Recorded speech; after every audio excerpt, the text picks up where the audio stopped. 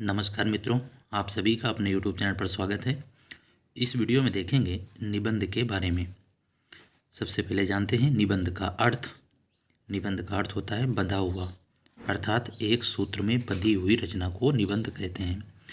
निबंध किसी भी विषय पर लिखा जा सकता है। साधारण रूप से निबंध के विषय परिचित विषय होते हैं, यानी जिनके बारे में हम सुनते, देखते व पढ़ते रहते हैं, जैसे धार्मिक त्यौहार, राष्ट्रीय त्यौहार, विभिन्न प्रकार की समस्याएं, मौसम आदि। अच्छा निबंध लिखने के लिए निम्नलिखित बातों का ध्यान रखना चाहिए। यहाँ से भी प्रश्न बन सकते हैं और निबंध का अर्थ पूछा जा सकता है। निबंध का अर्थ बंधा हुआ, याद रखेंगे। ये याद रखना है आपको। निबंध के विषय पर अतिरिक्त जानकारी प्राप्त करनी चाहिए, क्योंकि आप जानते हैं 1-2 पेज में निबंध लिखना होता है।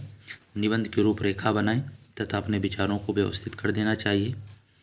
निबंध की भाषा सरल, स्पष्ट व प्रभावशाली होनी चाहिए। आरंभ, मध्य अथवा अंत में किसी उक्ति अथवा विषय से संबंधित कविता की पंक्तियों का उल्लेख करना चाहिए।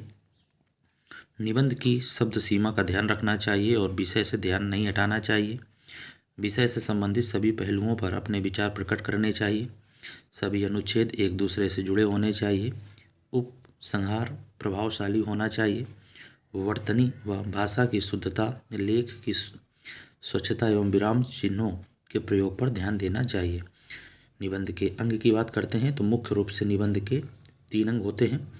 नंबर 1, भूमिका। यह निबंध के आरंभ में एक अनुच्छेद में लिखी जाती है। इसमें विषय का परिचय दिया जाता है। यह प्रभावशाली होनी आवश्यक है, जो कि पाठक को निबंध पढ़ने के लिए प्रेरित कर सके। तो 3 अंग होते हैं। भूमिका पहला इसमें आपने पढ़ लिया। दूसरा है विषय विस्तार। इसमें 3 से 4 अनुच्छेदों में विषय के विभिन्न पहलुओं पर अपने विचार प्रकट किए जाते हैं। प्रत्येक अनुच्छेद में एक एक पहलू पर विचार लिखा जाता है। उपसंहार, यह निबंध के अंत में लिखा जाता है।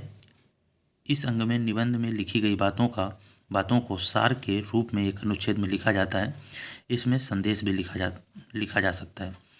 प्रश्न यहाँ से बन चुका है उपसंहार से कि निबंध के लास्ट में किसे लिखा जाता है। विकल्प थे यही, विषय विस्तार करके भूमिका, और इस तरह से उपसंहार सही उत्तर हो जाएगा। बात करते हैं निबंध के प्रकार। मुख्यतः 4 प्रकार होते हैं: विवरणात्मक, वर्णनात्मक, विचारात्मक, भावात्मक। तो यही प्रश्न यहाँ से बन सकते हैं कि निबंध के मुख्यतः प्रकार कितने हैं। तो 4। इस तरह से आप देख सकते हैं। छोटा सा टॉपिक था। कुछ न कुछ बातें यहाँ से प्रतियोगी परीक्षाओं